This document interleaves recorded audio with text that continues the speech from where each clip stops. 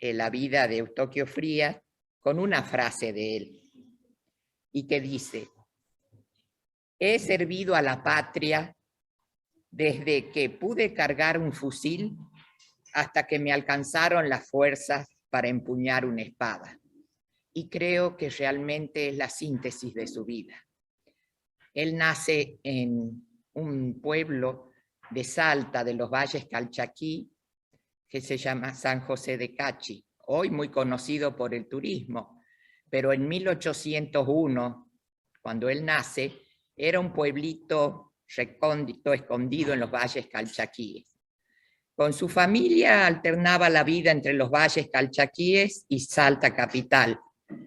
Pero en 1812 su padre, que era el coronel Pedro José Frías, se bate en la batalla de Tucumán y la familia emigra hacia esa provincia.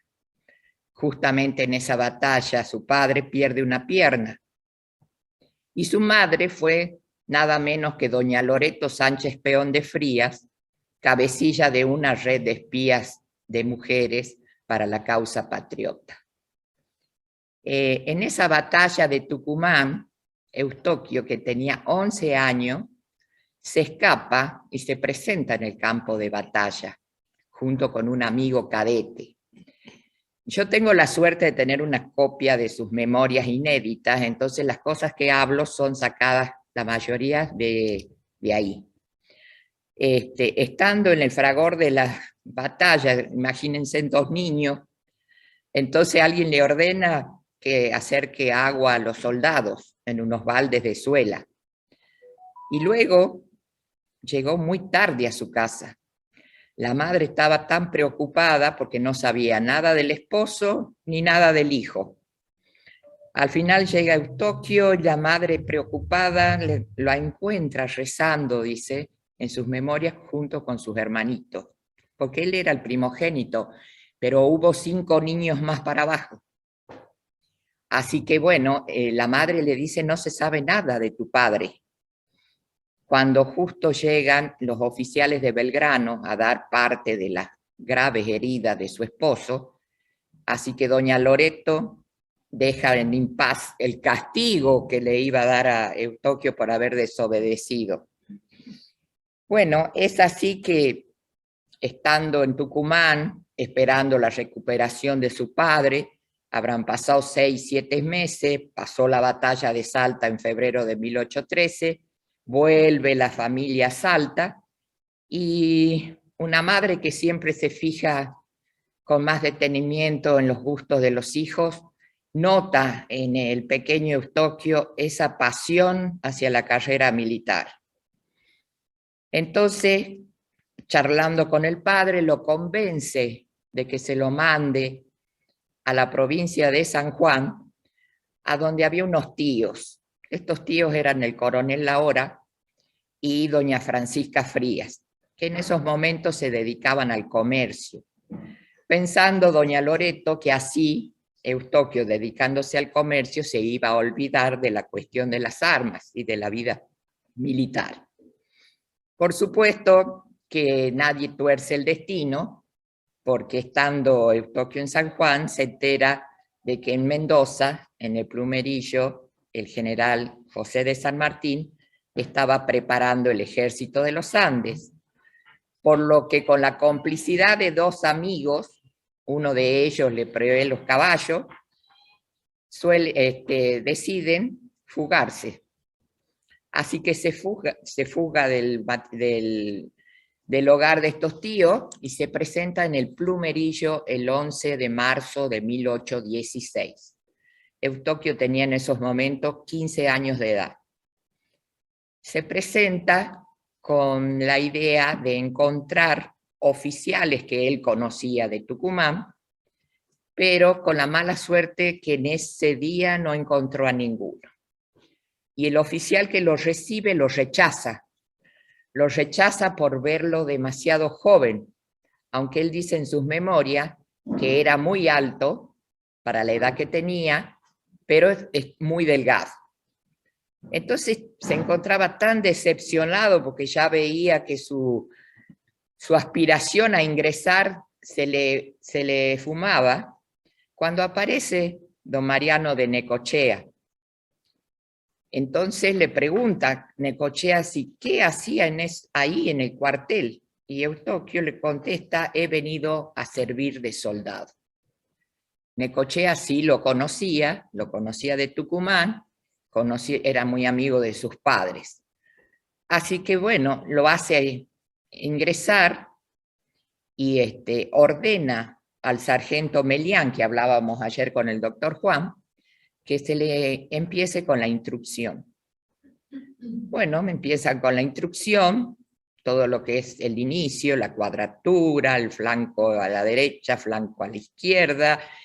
Y bueno, Melián veía que estaba perfectamente instruido y le llega a decir: oiga, amigo, a mí me parece que usted es desertor de algún cuerpo de Güemes. Y Eustoquio le contesta: no, señor, he sido aficionado a las armas desde niño. Solía escapar de la vista de mi madre y con una caña, a modo de carabina o de sable, me metí en entre los soldados y aprendí todos los ejercicios. Bueno, como a la semana se presenta este sargento al mayor Necochea y le dice: acá lo traigo al recluta que se me dio para que le enseñare. Le puedo asegurar al señor mayor que es más soldado que yo y que usted, porque sabe perfectamente las divisiones de la carabina, el uso del fusil, así que no tengo nada que enseñarle, salvo las obligaciones de un centinela y la obligación de la subordinación a los mayores. Por lo que es aceptado en la primera compañía de Mariano de Necochea, se le entrega el uniforme y se le ordena que lleve el parte diario a los cuarteles. Eustoquio no hizo el cruce de los Andes. En 1820 él pasa a la escolta del general San Martín y en agosto de ese año sí inicia la campaña al Perú. Y se encuentra en la primera y segunda campaña a las sierras, bajo las órdenes de José Álvarez de Arenales, otro salteño, y se encuentra en el sitio y fortalezas del Callao y el asalto a las mismas. Bueno, luego ya estaba con el grado de cabo. Se inicia la campaña al Ecuador, bajo las órdenes de Juan Galo de Lavalle. Parte Lavalle con sus granaderos desde la ciudad de Trujillo a llegar a Cuenca. Esto es en Ecuador ya, Cuenca. Y porque ahí se encontraba acantonado el ejército español. Eustoquio en sus memorias dice de que acampan como a 4 leguas de la ciudad de Cuenca. En los momentos que el general Sucre, que fue el general en jefe expedicionario del ejército expedicionario, le pide a Lavalle un sargento para una importante misión de llevar una comunicación al general realista Aymerich, que estaba justamente acantonado en la ciudad de Cuenca. Ya Eustoquio tiene el grado de sargento, es elegido para esa misión. Parte, le dan todas las instrucciones y Lavalle le dice: sargento, lleve uno de mis caballos, de mi uso, para caballo de reserva. Bueno, parte y llega a un momento del camino que se bifurca. Toma, dice él, el de la izquierda, porque lo ve menos trillado, y al andar se encuentra con un habitante del lugar y que le pregunta: ¿queda la ciudad, a cuántos quedará la ciudad de Cuenca? Entonces le contesta: la tiene al frente, pero debe regresar porque el camino correcto es el de la derecha, porque por este camino hay un río que no se puede cruzar. Realmente estaba totalmente crecido e era imposible de cruzar. Pero Eustoquio no estaba dispuesto a perder el tiempo y demorar la entrega de la comunicación, por lo que se dispone largarse al río y cruzarlo a nado con los caballos. Se desnuda, él cuenta que se desnuda, pone la comunicación en la cabeza y se larga con sus caballos. Cruzó sin inconvenientes hacia la otra orilla. Se presenta en el campamento realista, todos sorprendidos porque no tenían guardias por esos lugares, porque creían que el río nadie lo podía cruzar. Es conducido al general realista, le entrega en mano la comunicación, y cuando sale de eso, se da con que sus caballos estaban rodeados de soldados realistas, y cuando se acerca dice que le sacan un pedazo de carne con cuero y que burlándose le decían: así que su general San Martín los alimenta con cuero quemado. Él se queda callado, y luego otro oficial, sacando las boleadoras de la montura, le dice: y también los alimentas con pelotas. Entonces Eustoquio ya no aguantó y le contesta: no son pelotas, son boleadoras que usamos para pillar algún animal arisco y para bajar algún godo que se da a la fuga. Por lo que ahí terminó la burla, pudo regresar al campamento y le detalla a su comandante Lavalle que por ese lado se podía dar una sorpresa porque no tenían guardia, y también le comenta lo de las boleadoras, y él cuenta que Lavalle se sonríe y le dice: sargento, el caballo que le presté de reserva, su comandante se lo regala. Así que bueno, eso fue al iniciar la campaña del Ecuador. Luego, acá me voy a detener un poquito, porque gracias a mi estadía en Ecuador y por el bicentenario de Pichincha, por supuesto, hay muchísimas publicaciones, investigaciones, y surgió algo nuevo en la historia estudiada en esos países, que coincidía con los trozos de memoria que yo mandé también desde Argentina a Ecuador. Eustoquio habla de un paraje llamado Totorillas, y este historiador, investigando en los archivos de Venezuela, encontró también escritos de un general venezolano, Pontón, donde también relata exactamente lo mismo. En ese paraje de Totorillas se produce, hoy es reconocido como el combate de Totorillas. Antes lo tenían como unas pequeñas escaramuzas, a donde justamente Frías bate a un alto oficial español, se transforma en el primer tirador de la compañía y en el héroe indiscutible de ese combate. Así que bueno, se cambian un poco ciertos detalles de la historia que ellos estudiaron, lo mismo el uso de las boleadoras, porque había una discusión entre historiadores de esa zona, como argentinos y de Buenos Aires, que negaban el uso en los granaderos de las boleadoras, y está perfectamente comprobado que se usaron las boleadoras. Así que bueno, luego continúa el camino para dar la batalla de Riobamba en abril de 1822, donde Eustoquio Frías es herido de un lanzazo en la mano derecha. Él mismo lo cuenta y ya se los voy a leer como él lo cuenta. En la batalla, como le estoy diciendo, de Riobamba, y los ecuatorianos le llaman Betapi, porque es una llanura Betapi. Él dice, en sus memorias dice: estaba por alcanzar a un oficial y lo estaba por poner justo al alcance de mi sable, cuando un grito de un soldado me dice: guarda a la derecha, y cuando miro a mi costado, inmediatamente tuve que quitarme la lanzada con la guarnición del sable, siendo herido en la mano con la media luna de la lanza. Este enemigo pagó con su vida.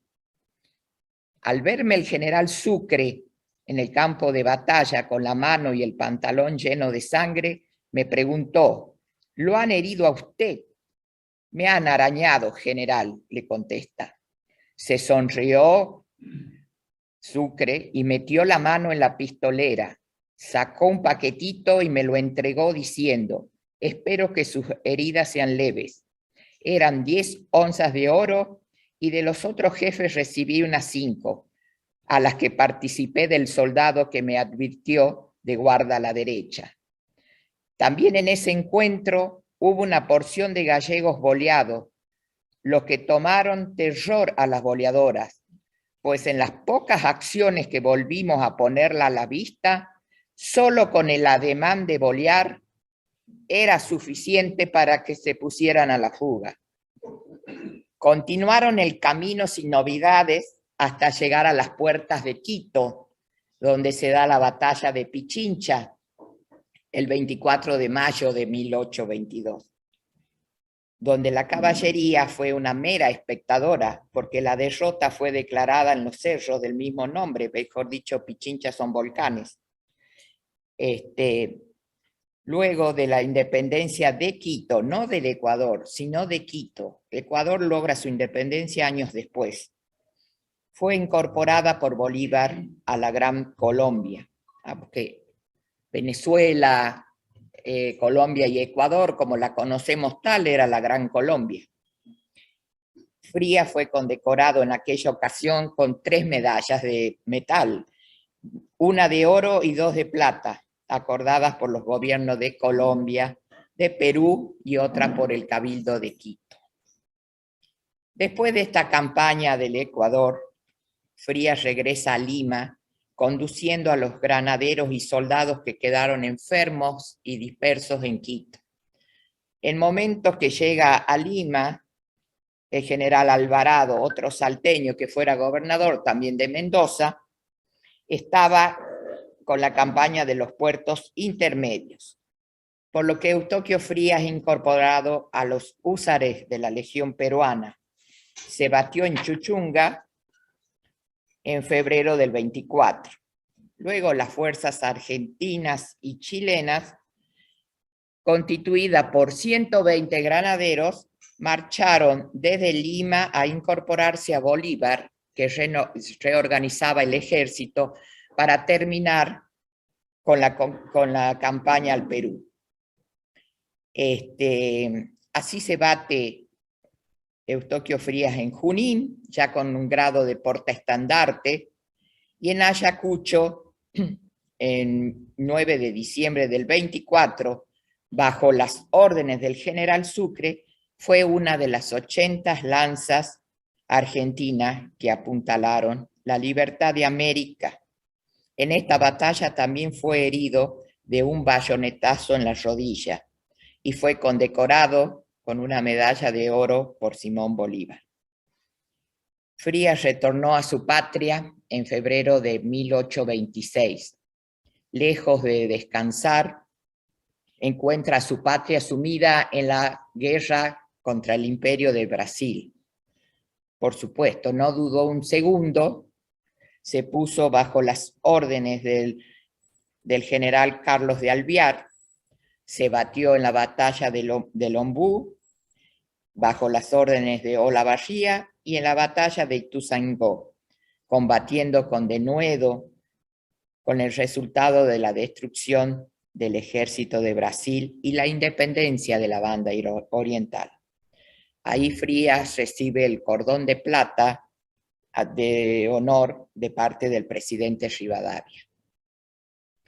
Terminada la guerra con el Brasil, se une a su viejo comandante Juan Lavalle y participa de las acciones de Navarro, Zapallar, Arroyo de la Matanza y Puente Márquez. En el año 39 pasa al estado oriental y a la provincia de Entre Ríos, conjuntamente con Lavalle, hallándose en la batalla de Sauce Grande. Luego pasa a la provincia de Buenos Aires y se encuentran en las acciones del Tala, Cañada de la Paja y nuevamente Navarro. hizo la campaña de Santa Fe a las órdenes del general Tomás Iriarte, encontrándose en el combate del Salado. Se halló en la sorpresa de Calchines y en la batalla de Quebracho Herrado y en la sorpresa de San Calá, Córdoba, bajo las órdenes de José María Videla, donde fue tomado prisionero. Estamos hablando de Córdoba, y fue conducido a pie hasta los calabozos de Retiro de la provincia de Buenos Aires, llegando sangrante, desnudo, con los pies prácticamente desahuciado.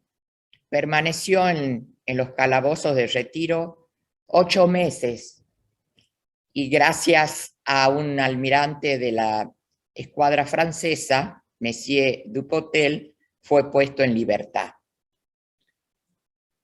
Frías, ya una vez que encuentra la libertad, se incorpora en Montevideo al general José María Paz en defensa de la plaza de Montevideo, actuando en diferentes encuentros. También recibe muchas heridas y contusiones en sus piernas. Cuando Paz deja la plaza de Montevideo, Frías lo acompaña a la provincia de Corrientes y luego al Paraguay en calidad de emigrado. 3 años después, cuando Rosas invade la provincia de Corrientes, regresa Frías del Paraguay a ofrecer su servicio al gobernador Joaquín de Madariaga, batiéndose en la acción de Vences. En Vences son derrotados y vuelve a emigrar al Paraguay, y cuando se pronuncia el levantamiento del general Urquiza contra Rosas, Frías incorpora al ejército grande, hallándose en la batalla de Caseros. Pacificada gran parte de la nación, su acción se dirige hacia la frontera norte.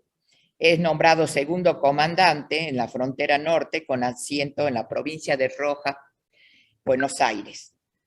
En Rojas, provincia de Buenos Aires, actuando en enfrentamientos como de la Cañada de la Paja, La Brava, Cañada de Leones, Laguna Larga, y también luego se bate en la batalla de Pavón. Y cuando llega la guerra de la Triple Alianza, Frías vuelve a ofrecer sus servicios, y esta vez es negado por la edad. Ya tenía 63 años. Esta decisión le disgustó muchísimo, por lo que solamente se le indican tareas de logística y de logística y de intendencia. Así que obedece y se encuentra él en varios campamentos del Paraguay, como Tuyutí. Bueno, ahí termina toda su parte de guerrero, pero bueno, su vida continúa, y en 1877, cuando el presidente Lavalle inicia los trámites para la repatriación de los restos del general San Martín, Eustoquio Frías presidió la comisión bonaerense. Y cuando arriban los restos 3 años después, en 1880, se encuentra en la conmovedora ceremonia, y al decir de Ricardo Rojas, el autor del Santo de la Espada, el viejito general Frías y otros veteranos asistieron a los actos epopélicos públicos y cantaron llorando el himno nacional. Fue ascendido hasta la máxima jerarquía del ejército, la de teniente coronel, en 1882, y su generosa memoria sirvió a historiadores para ilustrar la campaña libertadora, como a Mitre justamente, como también dio numerosas entrevistas a periodistas, y he leído una carta que se le solicitaba la descripción para realizar una estatua de José Félix Bogado, a donde él contesta los detalles de José Félix Bogado, le decía él, no le decía Bogado, Bogado, la cuestión física y todo lo que este general realizó en las campañas. Se encontró también Bueno, y es así que Carlos Pellegrini le pregunta un día si conservaba alguna de sus armas, y él le contesta con una voz pausada pero firme que no, que él había cuidado, a pesar de que él había cuidado mucho sus armas porque la patria era pobre y él también, pero que el sable que le había regalado Necochea en Mendoza se murió, digamos, en Junín, que ya estaba algo sentido. Fue, como le digo, ascendiendo paso a paso hasta la máxima jerarquía y fue incorporado a la lista de los guerreros de la independencia. Asimismo, tuvo la suerte, porque otros héroes no la tienen, de ser homenajeado en vida por un club de Buenos Aires, el Club Gimnasia y Esgrima, que lo paseaba por las calles porque era realmente la reliquia viviente, y se le regala en ese momento una corona de oro batida que él, junto con todas las otras condecoraciones, las dona al Museo Histórico Nacional.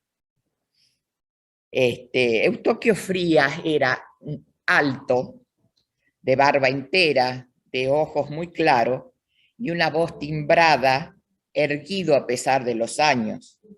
Y figuró en la guarnición de Buenos Aires hasta diciembre de 1890, falleciendo 3 meses después, el 16 de marzo de 1891.